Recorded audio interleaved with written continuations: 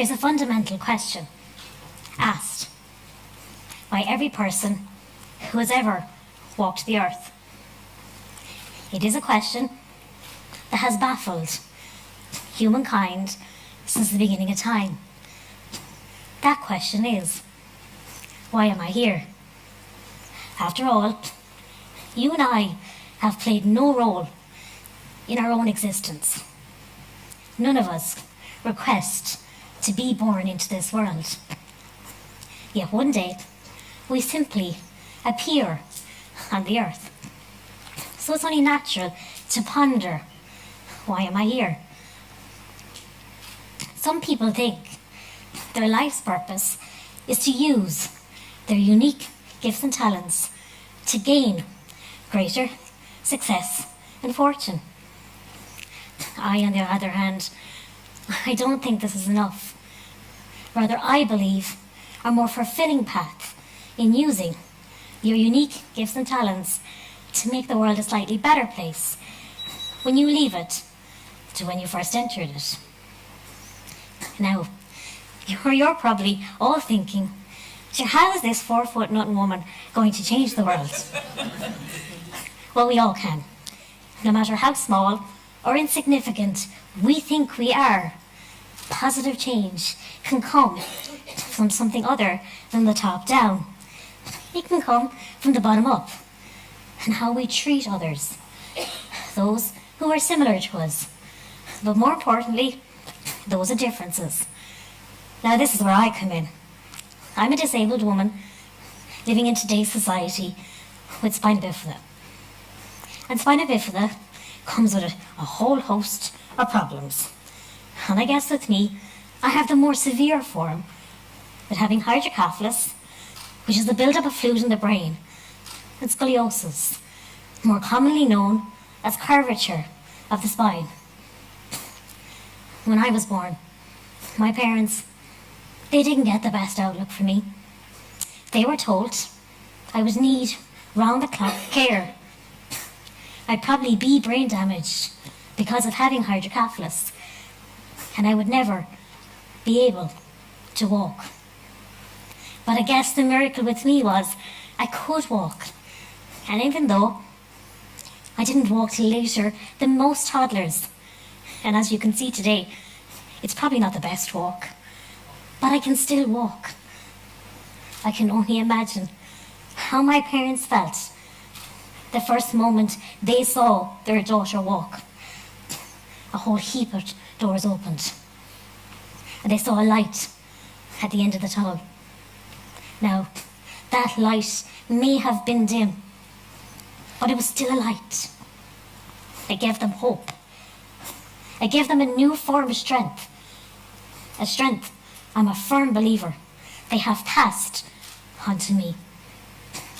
My way of making the world a better place is to show that you can contribute in a meaningful way, no matter the hand life deals you. I want to get this across to not only non-disabled people, but to disabled people themselves. I want them to realise that despite their differences, they still have a lot of potential, but they may not realise it themselves.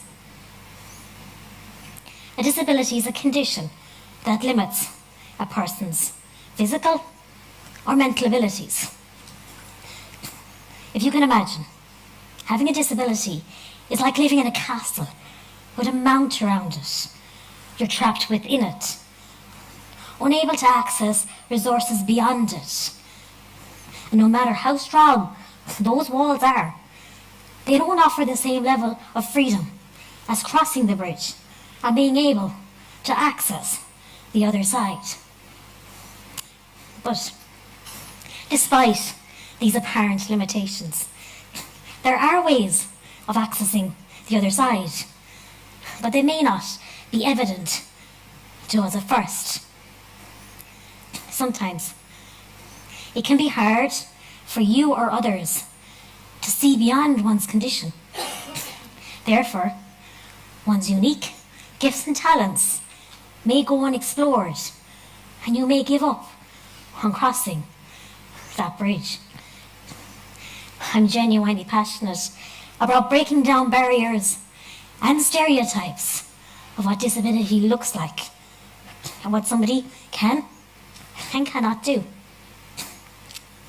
It is my understanding that in today's society, disabled people shouldn't be seen or heard. Now, I'm afraid this is something I strongly disagree with. I, however, believe it is now time for the disabled people of Ireland, and in fact the world, to stand in their power.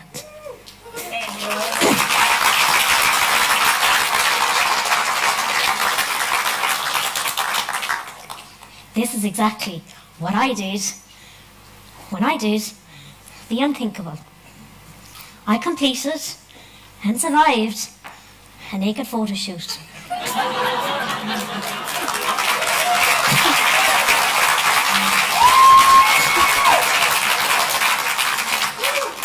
Most of us, we cling to our fears, which cause us to give away our power. I felt exposed and vulnerable during the shoot, but I wanted to find the strength within me to show who I was. There was times during the shoot I simply cried because I knew how important it was for me to do it. I had so much internal resistance to work through in order to do the shoot. I did a lot of the shoot in silence, and I turned my thoughts inwardly. Getting to know our true selves, without all the labels or the armour, is scary, and it makes you vulnerable. When all of these are stripped away, what's left? Who's there? Do you know that person?